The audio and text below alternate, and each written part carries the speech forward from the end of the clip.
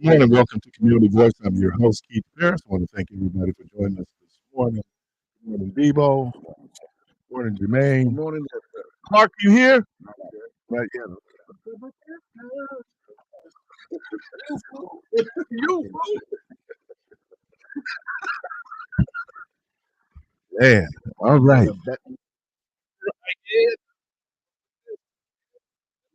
Uh,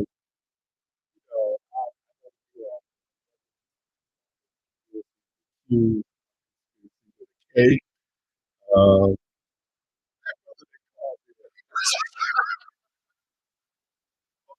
program about the reason why the Brewers lost because of that altercation. No, the Dodgers are just that good. Oh, right. The Dodgers are just that good. So, yeah, bro, I appreciate that. We're looking for something, but I was going like, no, no, man. When he said because they didn't kick the girl out, they kicked the dude out, and And it he was trickled down to Hispanic. the field. Yeah, it trickled down And to the most of the field, players and that's why they lost. So was Hispanic. you mean to tell me they didn't want to hit the ball because dude got kicked out of the stadium? Like, no, man, they want to win the World Series. So they were protesting. So let's stop. Yeah, what happened Monday? That part. You got kicked out Monday. Well, So anyway, when I heard that, I was continues going on. like conspiracy with a K. With a K. Yeah, that Stevie said those things we don't understand. Superstition. But now when I heard that, I was going like, no. And as a matter of fact, me and student minister, who's student minister William Muhammad's baseball fan, we were just talking about that. What did I tell you? The Dodgers are built for the playoffs. Yeah, Doc. The Dodgers are built for the money. Yeah. And when you look at that lineup, that now, real quickly, and then I'm gonna get real quickly. I turned the game off last night. See you right now. Them 10 mints you just put in your pocket. You know we can see your you. wife just saw you. You busted. You so busted. You so busted. Tyrone Dumas. That's AI. That's AI. That's AI putting it in his pocket. Right on camera. You didn't know that, did you? Hey, look away with Hey, you caught red-handed. Catch you on the film and you waving in the camera. You caught red. We take him to 30. That ain't me. Oh yeah, that's you. Caught red-handed. I always say in America, based on our jurisprudence system, you are presumed innocent Until proven guilty. But some folks you be looking like, oh, he did it. Oh, he did it. Oh, he did it. He guilty. That's why I say don't put my driver's license picture out there. They looking like, oh yeah, he did it. He did it. I was gonna say real quickly though, I did turn off the game. I had to go back to the game. No, actually I went to the store. Wherever I went someplace, and I came back, and man, Toronto started putting up. It looked like numbers. Putting up football scores. So yeah, man, Toronto looked good. Anyway, I'm into baseball right now. And yeah, brother, you're right. I do be on the bandwagon. Let me again welcome to my program, Miss Lisa McNair. Hi. Mr. Tyrone Dumas. Thank you. Ty called from time to time to get him here in person. It was great to have Tyrone here. Today marks the 30th anniversary of the Million Man March. I think everything that you all talked about in Michelle's program is kind of seems like we come full circle. And we're kind of dealing with the same issues, dressed up differently, but same old stuff. And so Tyrone, you went to the Million Man March. Right. What was that experience like for you? It was an earth-changing experience for me, especially when he put the challenge out. The minister put the challenge out. You need to go back to your communities.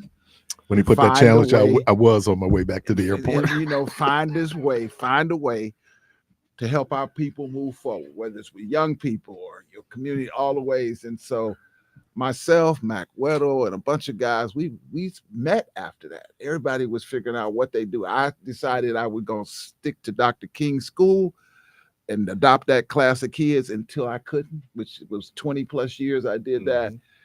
Mac did community called a vote, and it was just a whole myriad of brothers who figured out something that they could do.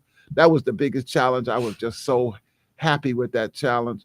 And I was telling Debo, it was really weird because when the minister said y'all should clean up after ourselves, you thought, oh, you look. And then when you start walking out of the mall, man, garbage was on the receptacles was full. They picked up all the garbage that was on the grass and everything and put it. This I don't think the government knew what to do, Right. because they didn't have to do nothing but just go around to these piles of, and everything he gave us in orders, we did. And I told people I got to forgive my father at that march, because my cousin set me up. I got there 2 days early. I got there on Friday.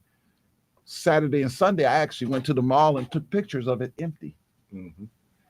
And then I came back on Monday, and I could not get to the places that I had took the pictures, because I wanted to go back to the same spot, because I didn't know how many people was going to be there. I got off the train, came up from the metro, and I went like, oh my God. Yeah. And so, people were sitting in trees during his speech. It was the most impactful thing. Well, the that I've ever coolest had thing happen. was when I don't know who was talking about this, but when the minister came down the stairs. Dude, oh man, it looked like it, man. He came down those Capitol steps. It was just like, It was a great entrance. Oh man, it was just. It was like everybody was sitting there staring and going. And I think we can tie this in because part of some of the things people wrote about that bombing was that it was also because in August of '63, August 28th, they had the March on Washington. Mm-hmm.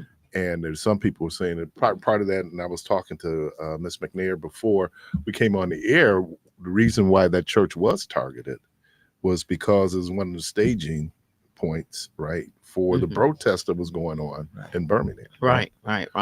The church was the largest black church there, the oldest black church there. And so the pastor opened his doors so they would have the training sessions where they taught kids how to be nonviolent before the marches, and adults as well. And so it had a target on its back because everybody knew that's where Dr. King met and other members met. It was just a central meeting place in Birmingham. And that now is that I'm just asking, that building now has been designated as a historic Yes. landmark. That's Yeah, correct. because it has the stained glass window. Remember that the guy from England sent there. in honor of Wales, the people girl. from Wales. Wales. The- She went to Wales last. Will you say last year? And so they sent this. There's a what do you call it? What is it? The stained glass window that was sent directly to pay tribute to the girls. It's in the church. They put it in, and he sent from Wales. And so it was just amazing. And then you see what, and then they repaired the spot, but they have a little something they tell you. So when you go to the church, you can stand outside and see where the explosion happened, because it had different color bricks when they put it back together. And the last time, one of the times we went as a school from Dr. King, her dad came to speak in the church to the kids. We all sat in the 16th Street Baptist Church, and he talked about that day. And then the other time he sat outside with the teachers and administrators and talked about the impacts of that day. So that was a significant going to Birmingham and seeing it up close and personal. And what I had forgotten, because I read his book, was that Pastor Elwinger, he was pastoring in Birmingham. Yeah, we visited him yesterday. He was my father's pastor. My dad was a Lutheran.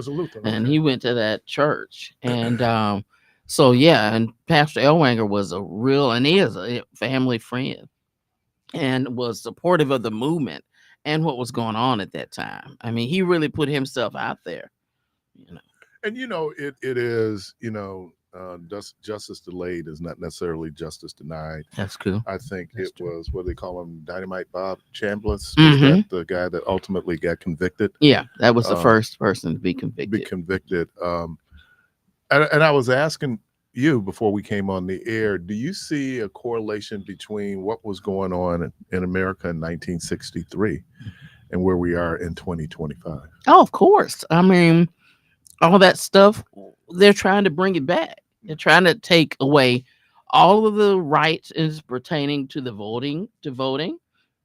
and saying, well, we don't need it anymore because we passed that. Well, the only reason we passed that because of the laws. So keep the law, because you take away the pieces of the law, then we will go back to that point. So we're at a point.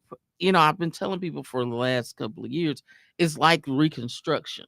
After slavery was ended, there was this brief period of Reconstruction where black people could vote, black men could vote, excuse me, not black women. And we had rights. We had senators and Congress people in southern states that we've never had a black senator and congressman since. Well, And in the South now you do. in some of the places in the South, but some of them no. I don't think Alabama has, right? No, not from Georgia, Alabama. with, Yeah, Warnock. Yeah. But what people don't understand is how people think, oh, well, that's not really gonna happen. It never could be that bad. Yes, it could. We have access to everything right after slavery, and then in a brief time, I think less than 20 years, they turned that all around, and it took a whole 100 years later to get it back. We got to wake up, because this is real. If you think people are just saying stuff, no, it's deliberate, because there's a group of people, white people in this world, who don't want us to have anything. They want to make it a whole total white America. And they believe that that's not true. You're going to be one of the first people out there picking cotton. I'm not going to pick no cotton, because no, it's hot out there. I live in the South. I know it's hell. I'm not doing it. You can't do But, that because we have Mexicans taking our jobs. Now they're shipping them to other places. They're not even shipping them back to Mexico, where they from. But I chopped cotton one time in my whole life. And I told somebody in that field that day, I made up my mind I'm going to college. I know, right? But we were talking about November the 7th last year, and just how you said it took you some days, right? Mm-hmm. But you know what got me through it? What? I didn't watch any news. I watched Clifton Powell's Saints and Sinners. Saints and Sinners saved my sanity. I haven't seen that. Oh my God. It was needed. I didn't watch any news. And look, I got to do this program every day. Oh, wow. So I wasn't watching any news. I didn't want any reminders. And so, man, Saints and Sinners, because I'm constantly, I have CNN, all of that. Yeah. None of that. I just watch Saints and Sinners. That thank you. When I see Cheryl, I think it was Shirley Rapp, I'm gonna tell her thank you again for that. Yesterday, it was had an opportunity to talk to student minister William Muhammad. He's over Mosque number 3 here, Nation of Islam, and we were talking about the Million Man March. So after the program, we were off, I think I said it on the air, and I said I try not to be an alarmist. Mm-hmm. I said, but yesterday, and then he said something to me. He said you should be alarmed. Yes. And it unsettled my spirit. It all day. And we have to sound the alarm. Yes. You have to sound the alarm. Yes. We have to, man. I mean, you don't want the sky's not always falling every time something happens. But I do think, and my colleague Michelle was talking about during the political season, we get a chance to interview different folks around proxies for the ticket in this case. And, every time I would ask the question, was this the most existential election in our history? Now they point out to me every election is existential, but this one, yeah, because those folks who did Project 2025, the architect of Project 2025 is over OMB, Office of Management and Budget, and so those things that they said, and there's on one of our streets here, I drive down from time to time, and there's a sign on the lawn said, "What did you expect?" That's good. Man, I mean, those 3 words, it was my mama, who's 91. She said, didn't he say that's what he's going to do? I don't know why he wasn't believing it. And I don't know. Do you think, though, because you talked about some of your white friends that, reached out to you after the election, do you think that there's a certain level of either denial The Nile is not a river in Indeed. Africa. The Nile is in people's brains and heads. And I've never seen, and it's almost a Southern thing, but it's not quite a Southern thing because this is rampant all over the country, where people like being in denial. If they don't want to not be in denial because they have to acknowledge what's really happening. It's traumatizing and painful, and it's just easier to be in denial. So there's a lot of people being in denial. And as I get white people say, do you think that they really meant to do that? Do you think that that really meant, like my Sunday school teacher, she's white, and she's asked me how was my, because they love everything I do, and they just think I'm, so exciting. And so they said, how was your bookings? How's your bookings this year? How's it going? I said, well, this was in January. So things are a little slow. And I said, probably because everybody's a little afraid of Trump. And she's like, why? I don't understand. So later, out of class, I explained to her what he was doing, how he was intimidated, how he was scared. Do you think that's really happening? I said, yeah, girl, it's really happening every day. You don't see it because you're not looking at any news. You're not looking at only news you want to, and you're not paying attention. But these are things that are happening, and they might not be immediately happening to you, but they're happening to me. And that's painful, and it's frightening. When they liberated the concentration camps, particularly in Germany, they made those people in the towns who knew what was going on, who did nothing to stop it, and maybe probably endorsed it, made them come out and see the carnage. That's good. That's good. If you don't, and that kind of gets us, Tuesday was George Floyd's birthday. Oh, and but one of the things that made George Floyd so different, because cops been killing black people for a long time, was that we were forced to watch it because of the lockdown. We were forced to watch it, and so that moved people off of their little comfort squares that they had found in. Oh, that's them over there. And now you really get a chance to see what many of us, black and browns, have experienced. Right. And so now what do you do? But you know what? I couldn't watch it because, I had the unfortunate thing of 1967 on 4th and Reservoir. I got beat up by the Milwaukee police. I was 14 after a dance, and I was beat up. I was sick for a year. And then you couldn't sue. We couldn't get an attorney. Nobody would represent us. So I was so scared of the Milwaukee Police Department until I was 18, 19, that if I got stopped, my heart started beating fast. I almost got arrested. What's wrong? Why your heart beating fast? You've been running?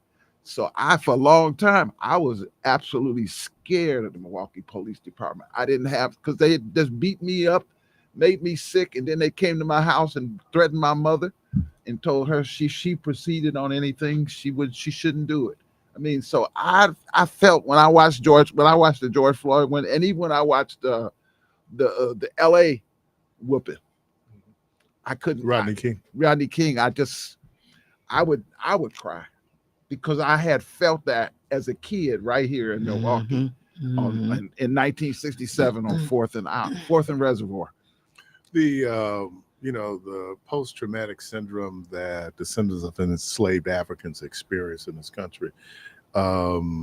Your family obviously really directly touched where you see that, and I can clearly understand why your parents might not want to really openly talk about it, just because of the pain that's associated with that. Right. And so our ability to be able to get through what we get through, when you hear about something happening, I'm accounted because this happened in, I think, 2020 or maybe 2019. There was in Baton Rouge, where 4 police officers were gunned down, and then in Dallas it was 5. And just happened to be 2 black men. And some of us mused out loud, you wonder why it doesn't happen more often. Yeah, I mean, that's what you feel.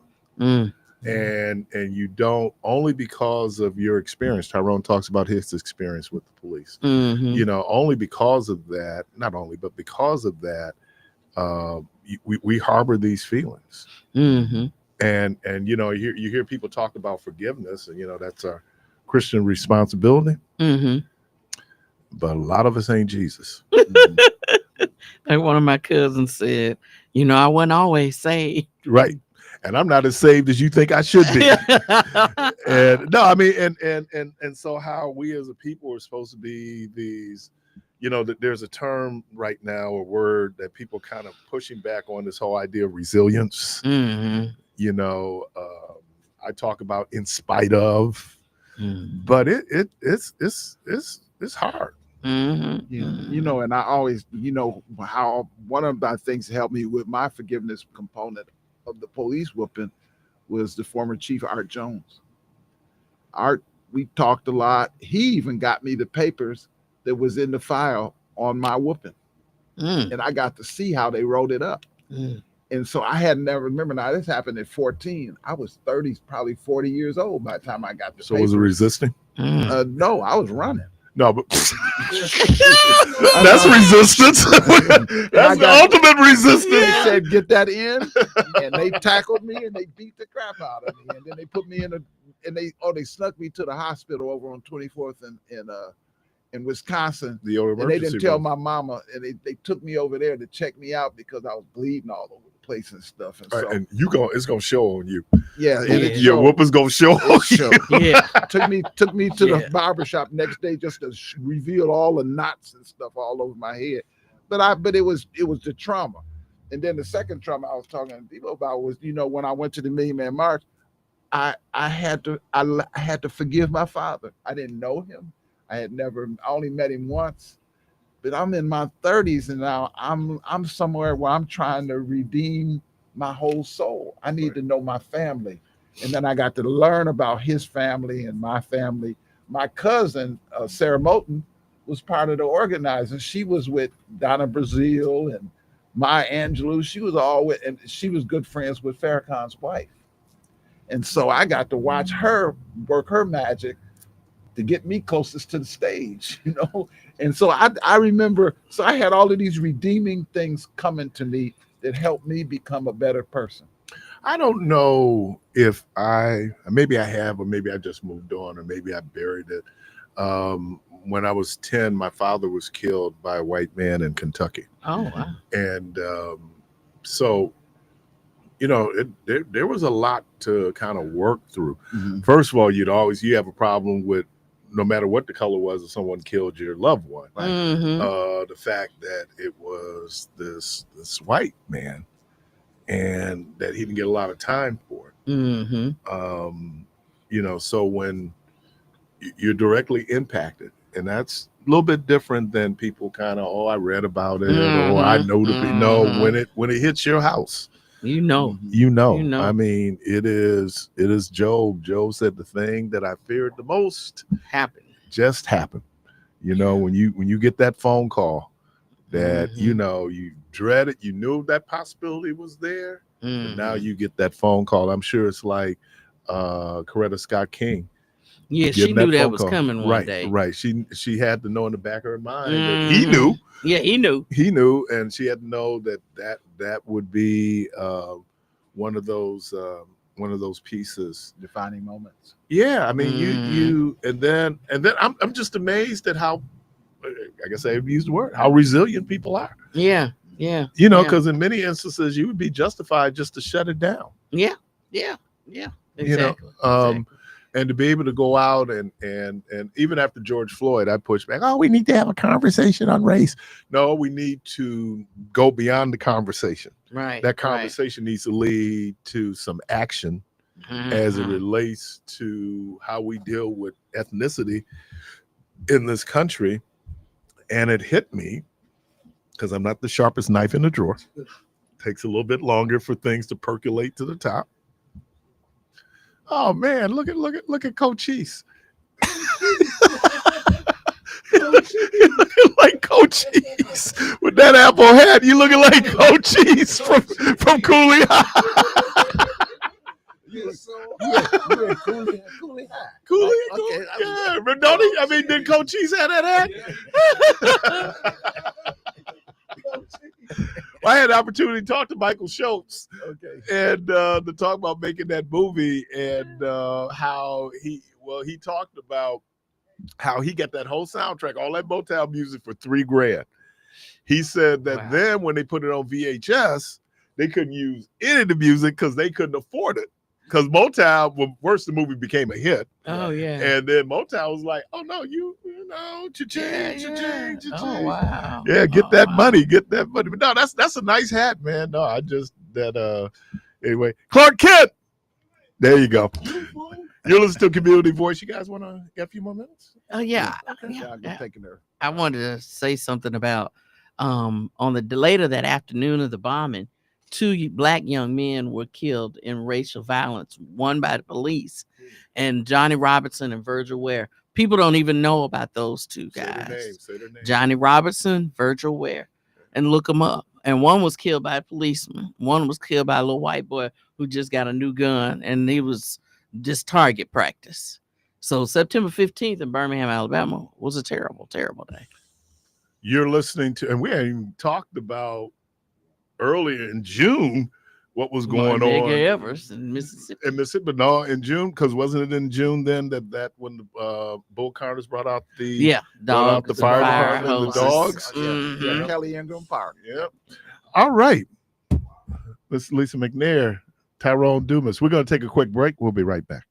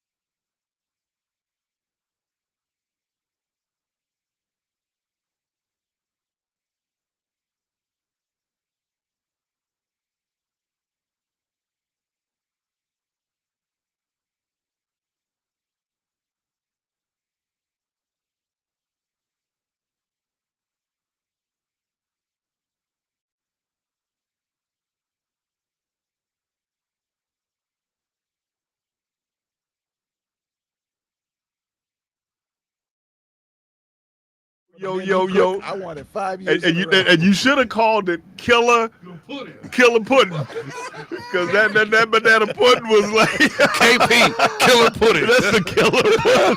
Oh, I got the killer. I always talk about Tyrone Dumas, award-winning chef, but his banana pudding, y'all. Boy, oh boy, oh boy, oh boy, oh boy. My luscious lemon pie. Man. Man, I want some of that. I used to luscious kid my pie. sister. What's in When there? my sister used to make Kool-Aid, I said, "So what's the measurement when your arm get tired from pouring sugar? Your arm it'd be so sweet."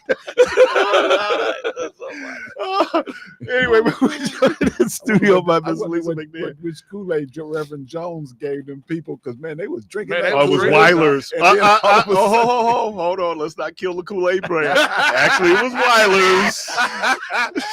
It was Weiler. Yeah, I mean, Kool-Aid, they took a beating after that. And people still say today, you drank the Kool-Aid. You drank the Kool-Aid. So, yeah.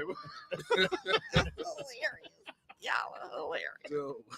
You know, we got enough problems out there, and then here we go, and Kool-Aid will always be associated with Jonestown. Always, man. It's like, okay, we got some callers. Caller, welcome to the program. Good morning. Yes, good morning. Yes, I just want to thank your guest for the information, and also to say that I really could relate to some of the things that she was saying, because when our parents worked for civil rights in Louisiana, after that time, then there was backlash. And then my father's grandfather, who raised him, also was in Reconstruction. And then they had that backlash after then. So that history is still very, I guess you would say, raw. Yeah. And I had come across a letter that I had written to Sarah Collins. It was just what was called an open letter. You know, Sarah Collins, who was one of the survivors of the bombing, the 16th Street bombing. Yep. And pardon? No, I think my cousin was with her just recently. Mm-hmm. Okay, yes, and because that time had such an impact on me, and still does, and so that's why even as an older lady, you know, when she was finally getting known, also, I just, written what I was going through at that various time. And then what Tyrone was saying, it was when I started, to study the DSM, the Diagnostic and Statistical Manual of Menstrual Disorders in school, and that's when I realized I had PTSD, the same as he did, from some of the experiences of the when I was taken to the courthouse after my dad was shot, and then they were terrorizing me to make sure that I didn't say anything. Otherwise, they said they were going to send me to the reform school, and I would never see my parents again, and different things like that. So anyway, I'm not going to take up more time. I just want to thank you very much for keeping that alive. Thank you. Thank you very much. Mm-hmm. Caller, welcome to the program. Good morning. Good morning, Keith. This is Rick calling from Germany, brother. What's happening, Rick? Are your guests still there? They are. Yes. I want to ask Miss McNair what she thinks of Condoleezza Rice, and if there's any Republicans that she could ever vote for in this country you call America.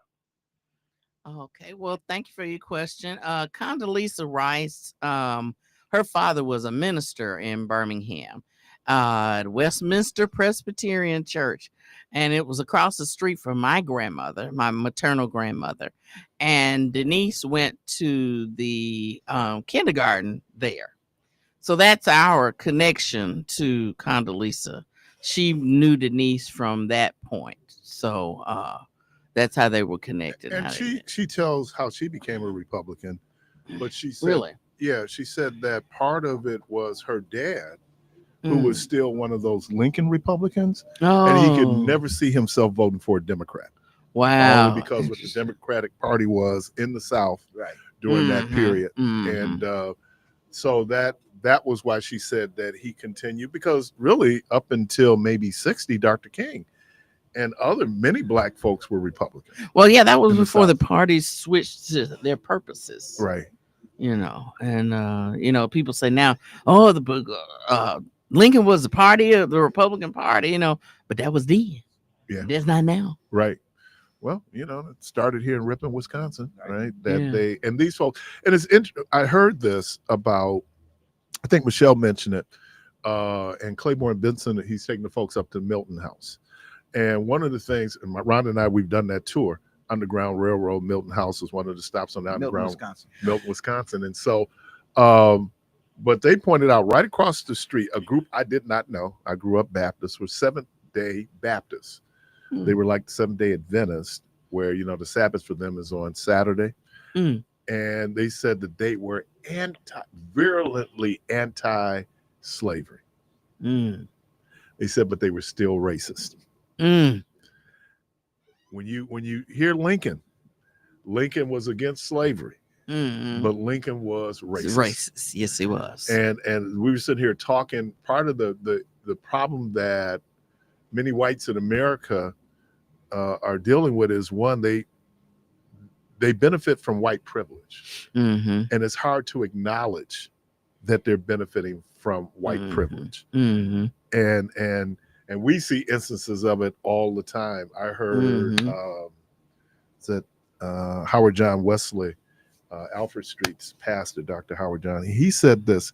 He said, we live in a world, and I'm paraphrasing, where my excellence is not better than your average. That's true.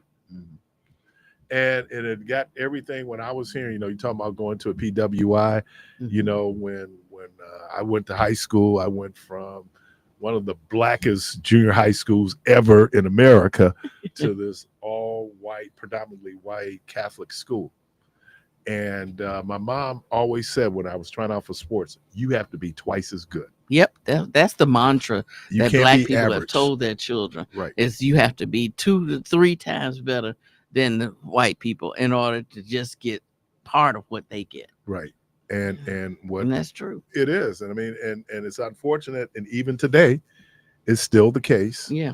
I think Kamala Harris said that she was told that she was one of the most qualified people ever to run for president. And I want to say this, certainly if not Hillary Clinton was. Right.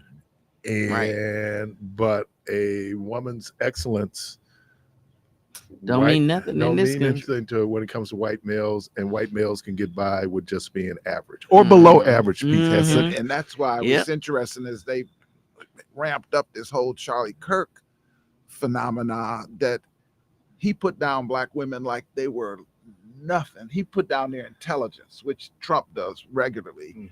But then they turn around and made him a martyr. And then they turn around, and then he had said that George Floyd, he minimized George Floyd. When we had the anniversary, I was thinking, this guy minimized George Floyd, he was on drugs. And they never tried to humanize George Floyd, that he was a human being and he didn't deserve to die like that. And he wasn't on no drugs. We already know that they checked that. But it was just it's like 2025 and you got people dehumanizing you. Because once I dehumanize you, then I can justify anything I do. Anything I do to you, right? Because you're not worthy. You're right. Enslaved Africans were considered chattel. Right. Chattel is another word for cattle. And so when they would list you in there like they list their cows and their pigs but Charlie Kirk and George Floyd shares a birthday. Get out. Yeah. That's why I purposely on Tuesday, George Floyd Remembrance Day, because of what people were talking about with Charlie Kirk. Okay, that or freedom crap. Yeah. Excuse me, I said it. Crap. And here's an irony. Do you know what he was just getting ready to do before he got shot? He was getting ready to argue about the inferiority of Mormonism in Utah. That's correct. And I gotta give him credit. I gotta give him credit for, I guess, courage. But you're in Utah. I'm thinking the kid that shot him was Mormon. You kind of, that's Mormon country. You know. But you know, when you talk about that, we talk about profession. You know, I majored in architecture and I had these jobs. But I can remember to the dehumanization when I first started getting jobs in the 70s and 80s as a professional. You know, sometimes people just did. I remember one lady told me, she said, they're talking about you in the halls. What they talking about? She said, you shouldn't be here, that they should have that job. I said, well, they ain't said nothing to me. And she said, oh, you're so strong. I said, no, I'm practical. If you think I shouldn't be here, walk in that door and tell me. Now, I ain't going to tell you what's going to happen when you tell me that. Because I ain't going to. Jermaine, get my check. Right. You know, Jermaine, get my money. Because I'll get ready to lose my job. Get my check, man. You know, but I remember just hearing those things. And this is in the 90s, 80s, 90s, when I had, you know, when I first took over as public works commissioner for the county, the supervisors that voted me in had so much distrust of me. My first 6 months, they attended my staff meetings because they needed to know that I knew what I was doing. And so so you had all of these things. That created Nat Turner, right? I know. Nat Turner couldn't preach unless he had some white overseer standing next to him. Mm-hmm. Yeah. Mm-hmm. What?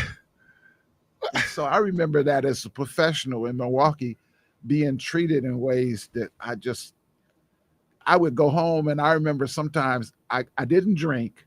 Now I did stand up. Now I'd go on stage and I'd say more than I probably should have, but I made people laugh. But they were laughing, and I'm sitting up seething because I'm actually releasing this pain through comedy. And so I would go, they say, oh, you funny. I said, you just don't understand how I got to be that's that what the funny. Wayans family said. They said that how Black people can take their pain and we can find some humor in it. Mm-hmm. You know, it You have to laugh to keep from crying. Yeah, you go like, ooh, yeah, ouch, but yeah. Lisa, thank you. Thank you for spending time with us here. Well, thanks for having me. This has been fun. This is a small world, boy. Tyrone never mentioned that family connection. But y'all's peoples. We's peoples. Y'all people. We definitely man. people. Man. Yeah. And Tyrone, thank you, man. Oh no, I'm just blessed to be in the community, and we're blessed to have you in the community. I'm Milwaukee all the way. Yeah. And I love it.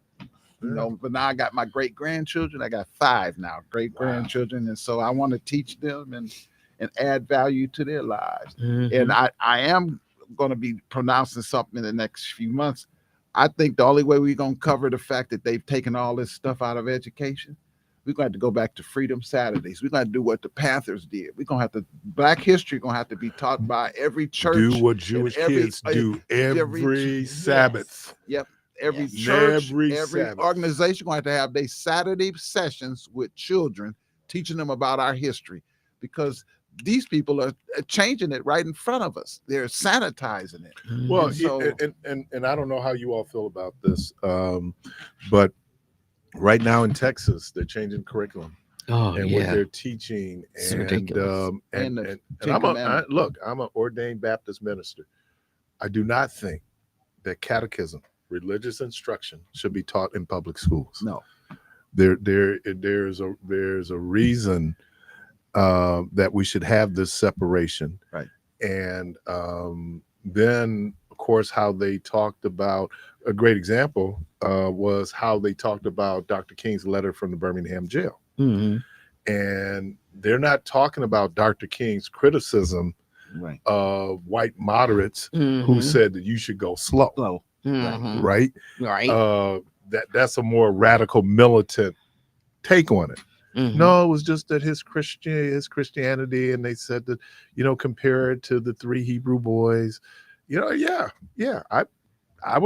could do that analogy that the 3 Hebrew boys because of their unwillingness to bow down to the king. Hmm. And I think people miss that story because we like the pyrotechnics of it. They didn't burn up. No, you need to ask the question how they got in there in the first place. Hmm. That's the story. That's the story. Not that they were spared, because even when they talked to the king, they said, "Oh, king, live forever. Our God could save us." But Mhm. even if God decides not to save us, we cannot bow down and worship you. Right. That is courage of conviction. Right. Yeah. So anyway, that's my sermon. We can take up an offering, yeah. Miss Lisa McNair, thank you. Thank you. Tyrone very Dumas, much. Baba, thank you, brother. Oh, hey, just blessing to be with you all today and be Oh. with our community. You know what I almost did? I was going to almost say, the good Lord willing. I was going to sign off. You listen to Community Voice. Like you, We're going to take a quick break. like you, we're both products of this community. Who? But like you, I said we're both products of this community. Oh man, Milwaukee. Our civil rights history here is strong. It's strong. That's good. And Some people we, did their you were thing. talking about the bombing of that church. They bombed, and people believe it was Milwaukee police firebombed the commando's office. Remember when that happened? On 4th Street. On 4th Street. And Yep. all over there when they're during that supposed riot, Right. that little altercation, I call it. But yeah, they bombed them, and they Yeah. didn't want them to come out. Right, and the violence that people face crossing this viaduct, I 16th was Street there that viaduct. one night. I saw It- I never saw bottles of fire flying at you. And Right. the one they had acid in and all that stuff. I see that we had that happen on 35th and Lisbon. Wait, so all this happened here? Yes. Dr. King, when he was in Chicago in 1966, said that he'd been in Alabama, he'd been in Mississippi. He had never seen racist white folks like he saw up north. What did Malcolm call it? Up south. Wow. It's the same stuff, different. Hold on, T. Before you Wow. go. Hold on, man. Wait. I'm waiting on T. Oh, I'm no, waiting no, on T. no, D. we can- You going no music? no, I'm just going to sign out. All right, you listen to Community Voice. Going to take a quick break. We'll be right back. I'm Jamie. The U.S. passport doesn't carry the same global weight it once did. A new report from him.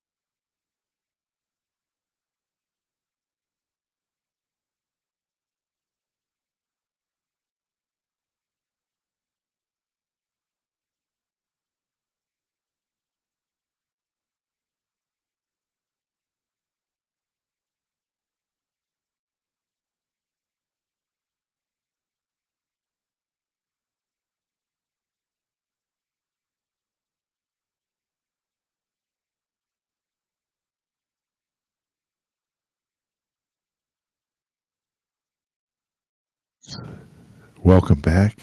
It's your host, Keith. The 5 o'clock hour. It is third Thursday. We're inside the Wisconsin Black Chamber of Commerce moment. That's too many words. You know why? It's a talk show. Words is what we do. More words, more better. It is the Black Chamber moment. Oh, the Black Chamber. Well, I was just hosted by the Wisconsin Black Chamber of Commerce. Oh man, how about that? And that beautiful melodic voice that you hear, is that Miss Xavier Fox? Yes, thank you. Thank you for having me again. Overpronounce that thing, man. I'm going because I want to be everybody to know she's a girl. I have been called Xavier for so long. I'm just so glad that everybody's catching on that I am a girl and it's Xavier. I have a friend. Now, I had to look it up. Her middle name is Francis. So what is the feminine spelling of Francis? F-R-A-N? I think it's CES versus CIS. No, she says it's CIS. So I said, hey, look, it's your name. I ain't tripping. Well, however she want to do it. However you want. What does Al tell us? Do you, boo?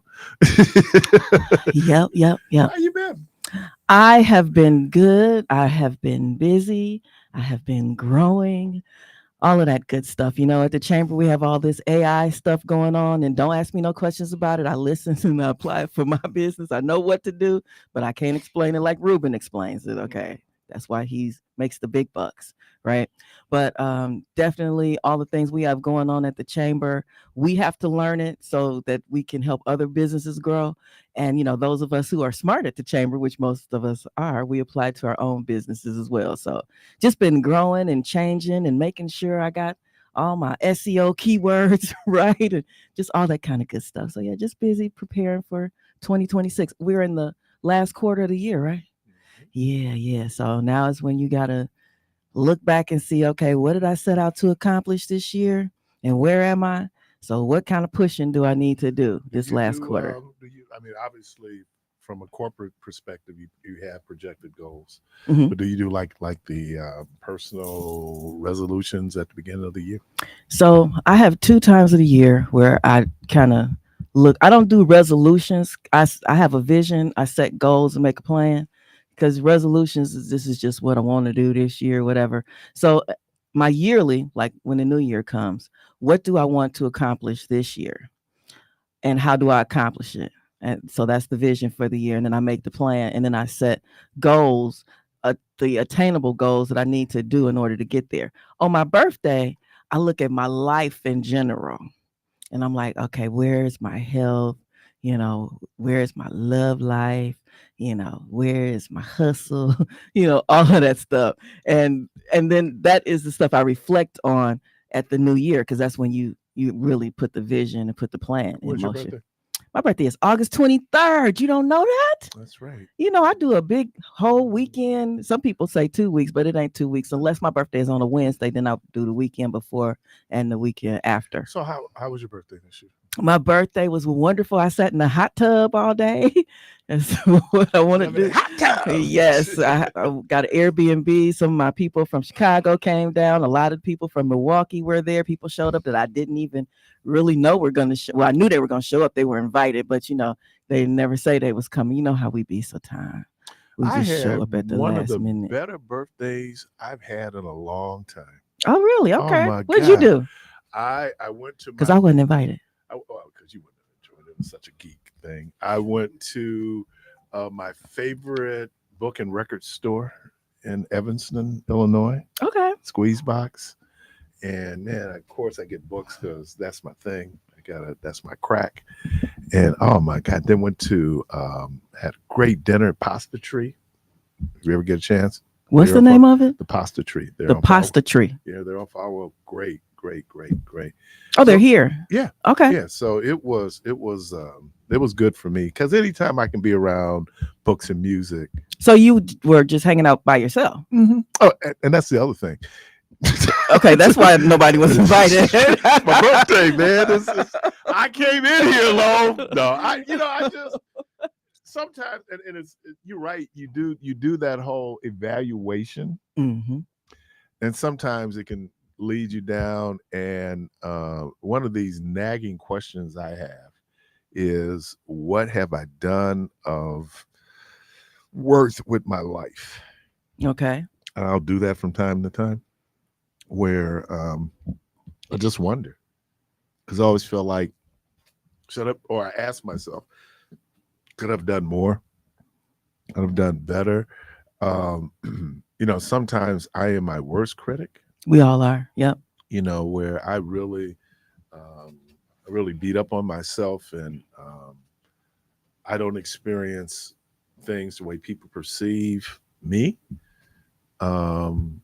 Sometimes they're on point though. But and that ain't in the positive. But no, I mean, it's one of those things where you look at your life, and we're getting closer. We're getting closer to transition.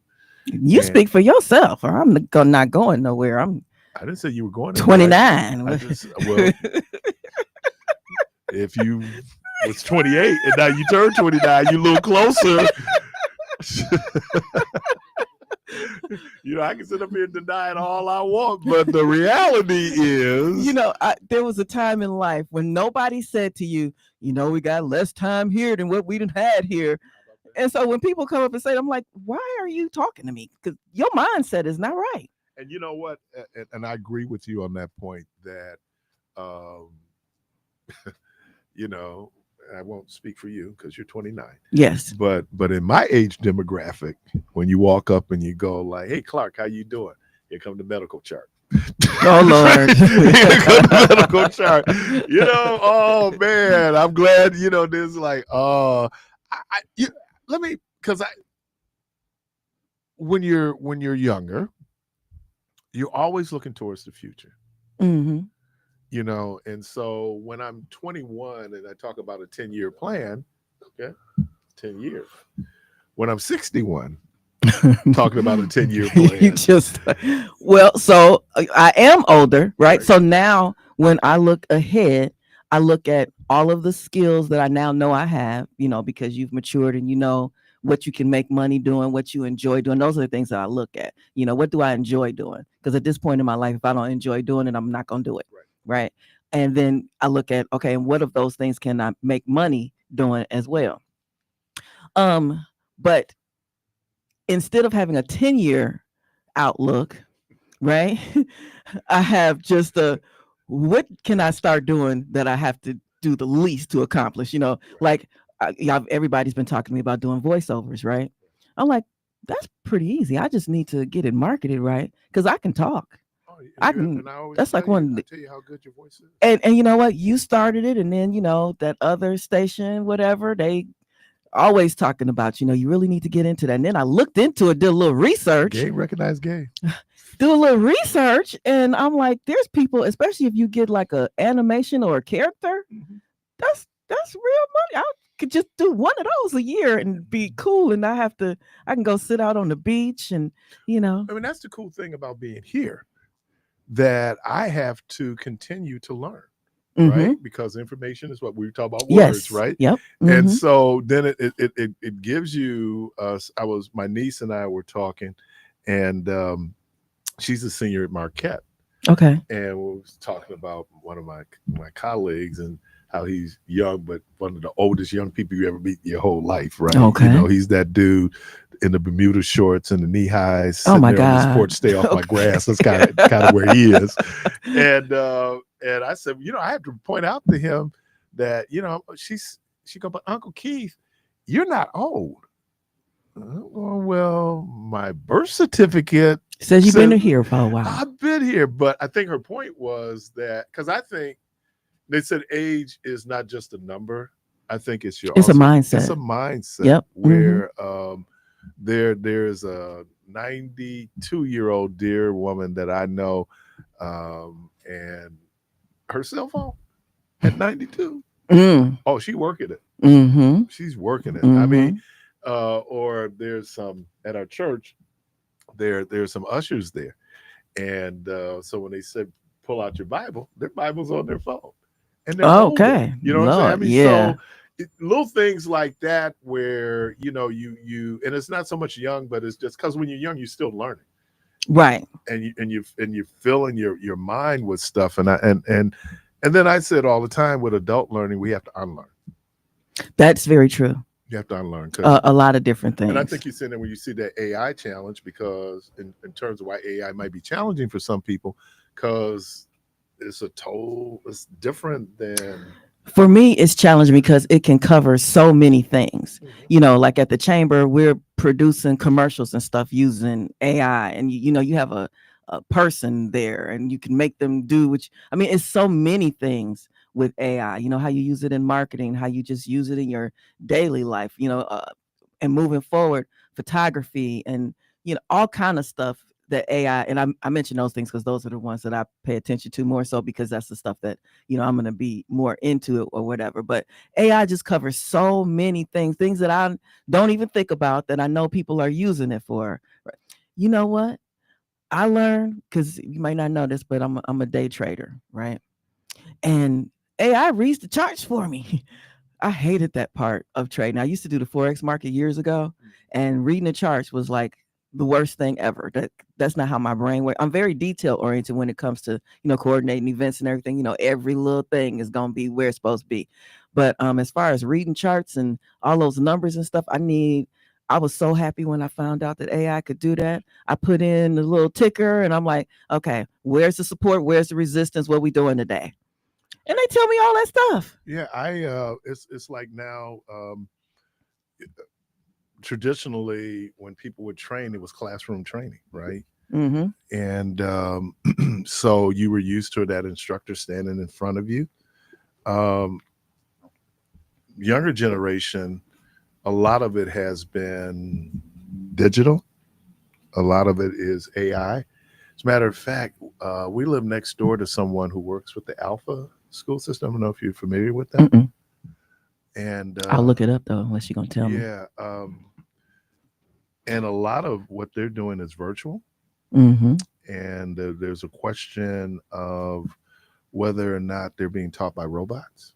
That could be, because you're basically regurgitating information that people need to retain. That's what teaching really is. It's stuff that you already know and you're telling somebody else. It's like if I were to tell somebody how to put a podcast together.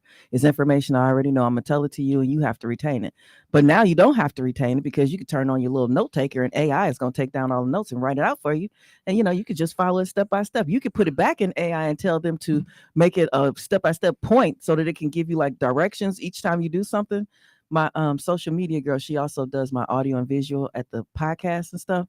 And so we have she didn't know she was going to wind up doing that. I didn't know she was going to wind up doing that either. But, as we grow, and I am hiring just in case somebody want to know. But anyway, she didn't know she was going to do that. So she has to learn how to use all the apps that go with the camera, because the cameras yours are big. We have this little tiny camera that has this wonderful, and it does all kind of stuff. And, I can raise my hand and then it'll start to track me wherever I move around at and stuff. But then she has to have the controls right on the other side. So she has her stuff where it prints it out where she's supposed to. And she's supposed to do that for me too, because I don't know how to work none of the equipment. And all the information is information that's been programmed in. Yes. I mean, AI doesn't make up No, information. it has to already be there. Right. AI can't It make collects anything that's it, not already right. here. It organizes Yep. it. But it's stuff that's already there. They were making, but you know what? So here's the thing. It is stuff that's already here, and you could go out and maybe you would put in the right keywords where you could pull up the exact same information. But why do that when you can go in and type in just the way that you talk? Tell me what this says. Tell me what Bill Gates said on this. So you might have to look up the certain book in order to get it. If you just Google it, if you go into AI, you could put in just a general question. It'll bring you all kind of information. It can be as specific as you want it, or it can be as general as you want it. You might not just want Bill Gates. You might want Kiyosaki. Might depend on what you're looking for. And I guess and I know that those of us who back in the day had to do research papers where you actually had to go into the stacks and you pull it out now, and there are college professors, when you turn in papers, they can tell you if it's AI or not. Because one of the things that AI cannot do at this point is attach human emotion Right. to your writing. That's why I always go back and I tweak it so that it sounds more like me. But they can lead you on a really great direction. Oh yeah, I mean You hadn't even thought about that. Right now there's clergy out there that are doing AI to power their messages because it pulls in all the research, all of the connecting, scriptures, all those things that you can pull in. So the advancement is such that one, it's a time saver. It absolutely is. There is. Do you use AI? Yes. Okay. The most fun thing I like to do with ChatGPT after because it trades with me, it does marketing with me, it does the renovation stuff with me, all the different things that I do, it does that with me, right? And so it saves all of this information. So I go in and I say, describe me. And man, that's an ego booster. Have you ever done that? No, but I am. Yes. But I know. It'll give you a great bio. Okay. Oh, good. Give you a great bio. And after he discovered the cure to cancer, and he was only 13, no, I Apple, which is cutting edge technology. Apple, when you go in, I don't know if you do Apple. I think you have Android, right? No, you have iPhone. Yeah. iPhone. So when you go in and you do Apple Music, when they set you up, they'll ask you, give us your preferences, genres of music you like in music, but they're also collecting what you go to. And so then Apple Music will use an algorithm to put together a playlist based on your listening preferences. That's just like my Keisha Cole. I go to Alexa in the morning when I get up. I'm like, Alexa, play Keisha Cole. And so I refuse to buy that whatever they're trying to sell me for $5.99 where I could just play Keisha Cole, because I don't want to just play Keisha Cole, because what they'll do is play stuff that is similar, right? And then I'll say, Alexa, play Jaheim, Alexa, play Joe, and so now the playlist that she has cultivated for me is all of the good stuff. One of the things that happens in my algorithm because of my research is I want to know who wrote the song. Okay. So one of my favorite writers still living, David Foster, right? So I say play David Foster. And David Foster, I'll hear the songs he did, but I'll hear Chicago because he wrote music for Chicago. I'll hear Earth, Wind, and Fire because he wrote one of their great hits, After Love Is Gone, right? I mean, so After the love is gone. I mean, you and now and when we talk about music, and we do talk about music a lot, is they know I'm going to go, who wrote it? Who wrote it? Okay. Because then we start from there. But I'm creating an algorithm, and folks, the sites that you visit, absolutely, is out there. It's out there. They tell you they're attaching cookies. Yeah, it's out there. So, we're more and more dependent on it. That gets us back to why I like going to Squeezebox, because it's actual books. Okay, and that's where we started at. Right. But look, if you look right now, somebody asked me how many songs do I have in my playlist? 5,000. Dang. Yeah. I mean, I own it. Let's look at this. A day late and $1 short. You're listening to Community Voice. We're going to take a quick break. We're inside Chamber of Commerce with Zevia Fox and the late. The late and the great. The late and the great. We're going to take a quick break like that.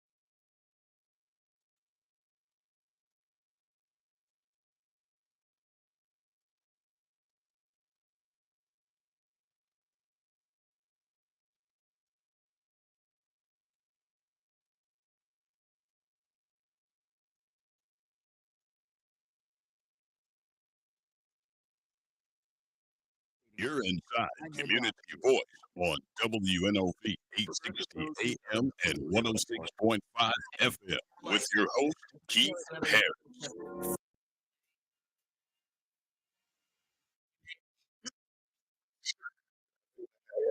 Oh, we're back. That you intentionally saw. Stop that. It's the video right there. There you go. Cool. Yeah. Now we do what we talk about here, old artists. Welcome, Ruben. Good morning. Yeah, Good morning. We were having an incredible conversation. Xavier, I was talking about how you all are really doing the AI and the importance of AI, and we had a very extensive conversation about AI. But I told him that you was the chief knowledge person on that. You know what? All I do is try to make sure that people understand that all we're looking at is the internet all over again. Just reinventing the internet, right? These large language models are just browsers, right? Just like AOL and Yahoo and Bing. You got mail. Yeah. All of them were just access to the internet, right? You chose how you wanted to access the internet by picking a browser that you want to use. It's the same thing now with AI. Perplexity, DeepSeek, ChatGPT, all of them, Grok, all of them are just access to these large language models. There's over 1 million large language models in the world. Over 1 million. Already? Yes. And so, Good Lord. So the race is to be the one to be first. Like right now, Google is number one in the traditional browsers. You Google it, right? So right now, all these other companies are racing to see who can get the information to you the fastest. All of this is just about selling products and services. That's all they're doing, because everything is moving to the internet, right? And they talked about, I heard someone talking about, and you from the business perspective, that you want eyeballs on your site. Correct. Like I regularly Google recipes. The advertisements I have to get to, right, and continually running through to get to, because they say you can jump to the recipe, but even jumping to the recipe, there's going to be some advertising there, right? Oh, you talking about once you're on Google and inside of A that recipe, one that you want that to, site, and then they have the pop-ups in there. Right. Yeah. And so they're saying that's why they want us glued to our phones and our tablets, because if I have eyeballs on you, and none of that is free, right? I mean, at some point somebody's paying for it. Well, what's going to happen is email is going to continue to be free. But if you want to do anything else outside of email, you either got to pay for it, or you got to pay for no commercials, or you got to watch commercials. Right. It's going to be just like TV was when you had to watch the commercials. People go make a sandwich while the commercials was on, and then was when you talk about technology and the advancement of technology, that was the concern when they went to the DVR, right? You know, that people said, well, if I could record it, well, they want you, and I think there was a way you could record it at first where you didn't have to get commercials, because TiVo, right? I think, because I don't know if you know this or if you've heard this, that commercials, when you hear a commercial, it's going to be louder than the actual program you were listening to. In the middle of the night, you know that's the truth. Right. Don't fall asleep with the TV on. That commercial is going to wake you right up. Right, because and so it's the same thing. I need to get your attention. Yeah. Are you still watching? And then they're constantly, and with Prime, you know, you can, let's say I want to pull something up. They said for $2.99, you can get it without commercials. Yep. Exactly. And that's, so a lot of what's happening is just, it's about selling stuff, man. They just want to sell people stuff, and who's going to be able to sell the most stuff the fastest, right? So a lot of the stuff they're coming out with it works, but by the time you figure it out, they coming out with now ChatGPT 6, and then they're gonna come out with 7, and then come out with 9, because they're constantly making adjustments and improvements. If you look at some of the first avatars they came out with, it's clear that they're cartoons, right? But if you look at some of the avatars that they can do now, Now it looks like real people. Mhm. So some of the ones, if you go to our website, our new website, by the way, and look at the avatars that we use on our site, that look like human beings, Mhm. right? Compared to the first avatars that were like 5, 6, 7, 8 years ago. So it's it's Speaking of all of the progress we're making, we would like to help other people progress in their businesses as well. And since we have not mentioned it, it is Third Thursday, and tonight is Third Thursday. We will be at the Seafood Shack at 2336 North Farwell Avenue, 5 to 9 p.m. If you have not pitched yet, you want to come out. What is this, October? Rental spoon. This you better bring that rental spoon on over here. We have this month and next month to qualify for the finale. Okay, so come on out, 2336 North Farwell. This is a free event, but you can win a lot of good stuff. Did you get the stuff that they're gonna win? Don't worry about that. They'll be fine. Anyway, you can win. I got the stuff, man. You can win some stuff on site, and then you can also qualify for the finale, where an entrepreneur business owner can win $10,000, $7,000, $3,000. Now, if you don't need $10,000, then okay, stay home. But if you could use $10,000 to further your business, and if I could pitch, I sure would be up there. But Ruben said I can't pitch. Anyway, if you could use $10,000, $7,000, or $3,000, make sure that you come out tonight, 5 to 9 p.m. There's no cost to attend or to pitch. You got to sign up at 5 o'clock. Come on out, 2336 North Farwell Avenue. All right. Okay. Yep. That's all I got. That's all you got. So is it our last bottling class? April to No, October? actually, I have a request to go again in November, but we'll talk about that later. Okay. Well, I usually stop in October because of the I weather. know. Well, you guys, if you want to Might be have a your snowstorm. meeting right here on the air, we could have your staff meeting right Well, here. The great minds have to get together sometime. We do have some new stuff coming though. We do. Do we want to talk about Wine Tasting Wednesday, or we just wanted to drop it right there? Well, wine tasting Wednesdays we can't talk about it because they're going to start the last Wednesday in October. They are? Yes. Oh. And we can have a meeting right now. Your director of events would like to know that. We went over it in rehearsal. So the 29th will be the first one. And then every Wednesday is our wine tasting Wednesdays. And in November, Now you have wine tasting every Wednesday? Yeah. Well, I thought we talked about the second and the fourth Wednesday. Ruben, come on now. It's the second and the fourth. We have first Fridays. Okay. And then the second Wednesday will be Wine Tasting Wednesday. And so it's not just wine tasting, but it is, you come out for some wine tasting. And also there will be. I don't know what other. So we're working. So what we're doing is we're working with the BIDs, the business improvement districts, because as hard as we work, as much information as we put out, people still don't understand what a business improvement district is. And so they'll say, well, Ruben, I'm looking for a building.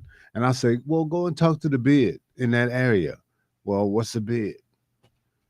Okay. So now I got to go back and explain to them what a BID is, right? And so the business improvement districts, they know where all the vacant commercial spaces are in the particular business improvement districts. There's about 30 of them in Milwaukee County that I can give or take. And you go to there and say, hey, I want to be on Capitol Drive. And they'll give you a tour where all the empty commercial properties are. And then you can begin to negotiate your leases to move into those spaces. And so our goal is to create an environment where people can come and talk to those business improvement districts. There'll be at least 3 of them at each wine tasting. You can taste some wine, talk to the business improvement district folks, and create that environment and create that relationship where you better understand, how business is moving. Because people are so confused right now with AI and what's going on at the federal level and what what's available, what's not available, who lends for this, who lends for that. All of these different things that are going on, people are just confused. And that's what I was just going to say. And in that, we're talking with the bid and stuff. I plan to make sure that there is like a business Q&A part where, Ruben or whoever is there can answer questions on how to help your business grow. Because there are a lot of questions that somebody just starting out trying to start a business. We've been at that point. Most of us have been at that point where it's like, okay, I have this great business idea. I know this can work, but what do I need to do first? Do I need to, just get a license and get insurance and I can go sell my stuff at the vendor markets? Or should I hop into a commercial facility and, create that type of an entity? So I definitely want there to be a portion where we have those type of conversations as well. Yep. Joy. I agree. I don't know where I heard this. Is there another bid that's being created now? Trying to think what neighborhood they're looking at. Is it Metcalf Park? Well, there are. Well, all the bids are listed on the city's website. Okay. So if you go to the city's website and put in either neighborhood improvement district or business improvement district, they're actually on the same page. And then you can determine whether you want to be in the 3rd Ward, whether you want to be on Villard, whether you want to be on North Avenue. North Avenue has 2 different bids. Whether you want to be in the historic King Drive, wherever it is in the city you think you want to have your business, there's probably a bid that can support that effort. But you got to take a look. When you're talking to people about this, you hear this location. Yeah, that's real important. And this goes back to I think it's David Happerson wrote the book The 50s. I always tell people read that book. It's a great book to read about how businesses develop. And one of the things he talked about with Holiday Inn was that the guy who started Holiday Inn was a developer, and his family, they took a road trip from Memphis to Washington, D.C. And he noticed that along the interstates that there weren't quick availability for people to stay one lot. Because sometimes, depending on the trip, if it's a 12-hour trip, some people might divide it in half. I'm going to stay here, then I'll do the other 6. So that's where the whole idea of location came from as a business mantra.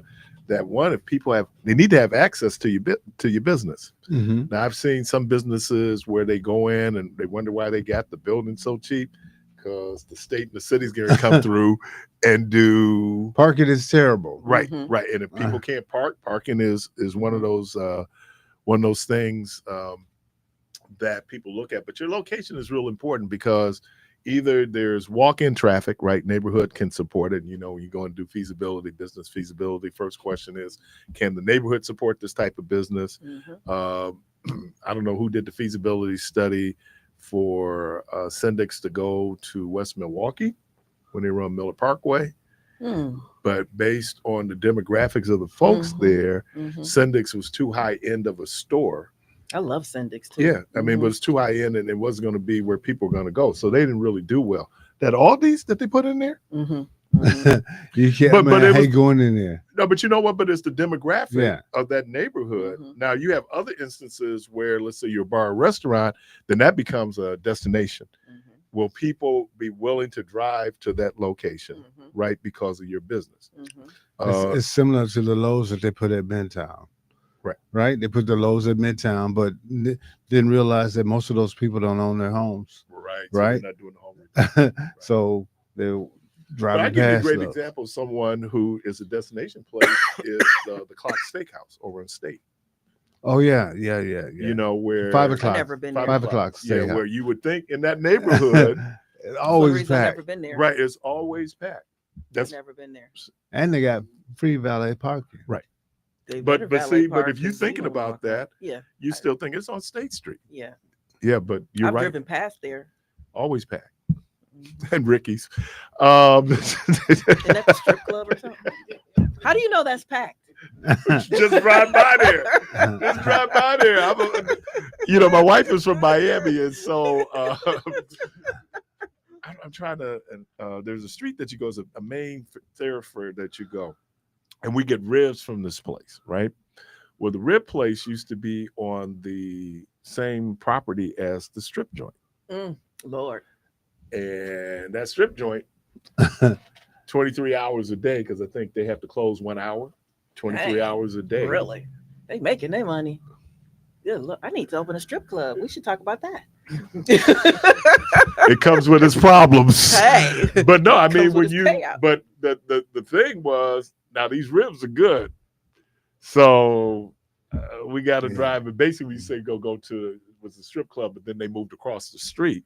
But that's just how they were on that. They were on the same property as the strip club, but it's strip clubs, obviously, gentlemen's bars are destination points. I don't care what neighborhood you put it in, people going to get there for it. Yeah. So you know what? I mean, that was a good place for the rib place. Like, okay, we know that these people are gonna be over here, so let's just be right across the street. So when they come out of there, they lit, they can come right over here and get some of these ribs.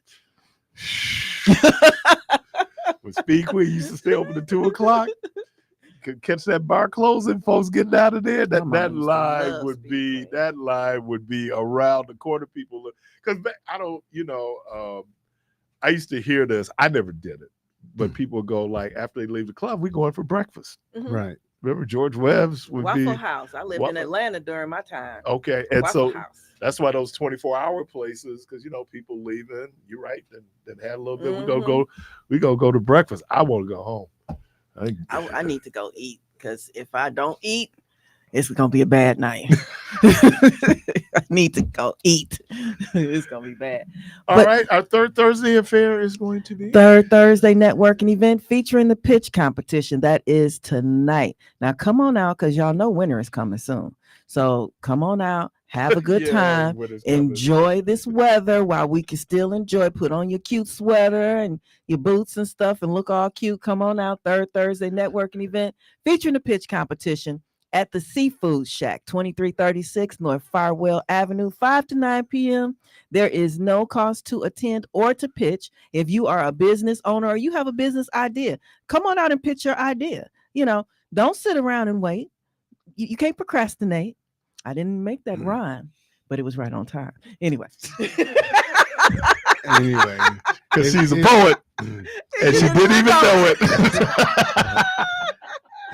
And she spit her rhymes. You talked about, I was at the gala last year. Remember Stone? Yes, I picked the wrong night to wear pimp shoes. I slipped slide. I was slipping and slide. When I left you all, I was slipping and slide. And then I said, you know what? I'm going over here to Archie's to get me a burger over on Beecher. I slipped and slide. This young guy goes, it's slippery out here. You think? Right. Like, but I was determined to get that burger, man. Wrong night to wear pimp shoes. Archie's, so they must have a really great burger. Oh, Archie's got like one of the best smash burgers in the state. Oh, but what's the difference between a smash burger and a regular burger? How you cooking? The meat normally is hanging off the bread. The Smash meat burger, normally you sear it and you can sear the juices in. Okay. So it's flat. Culver's is a smash burger. Yeah. And Sonic's just went to a smash burger. So normally the meat is bigger than the bread. Right. Okay. For me, when smash burger though is seared, I mean you get that crust on it, but it's still really flavorful. Okay. Yeah. But there is a place called Smash Burger in Chicago. Yeah. And then there's another. Let's go there, didn't you? We might have went there once. There's another place, Fox Den, which is down in Walker's Point, the old tannery down there. Where Rory used to have their corporate. I don't know if they're still down there, but that's a great smash burger too. And I wanted to say Fatty Patty does smash burgers. Fatty Patty, the truck. Never had a burger from Fatty Patty? No. You're not a big meat guy person, right? I eat meat. I don't do a whole lot of red meat. So whenever I think of burgers, I think y'all talking about beef, and I might eat beef maybe 3 times a month, and that's a lot. Because red meat sits in, I'm in the health and fitness. It sits in your stomach for 7 days, and all that stuff. Trying to move it is so I tough. get the turkey and the seafood. That's my biggest thing. I have a cousin who is a vegetarian, but she will eat my sloppy joes. I don't understand that. Dang, they must be really good. You should come and do that at the Men Who Cook next year. Yeah. I want to try the Sloppy Joes now. Yeah, but don't put me next to fish and grits. Because that young man, he cut up. Well, this year, what was his name? Paul Chef Kraft, P? I think. Yep, Chef P. He cleaned up. What did he do this? He won the big thing. He won. What the did only he thing do? he didn't win was what, the dessert? No, he didn't win the dessert, I don't think. That's the only thing he didn't win. So he what won did everything. He had some kind of vegetarian lasagna, wasn't it?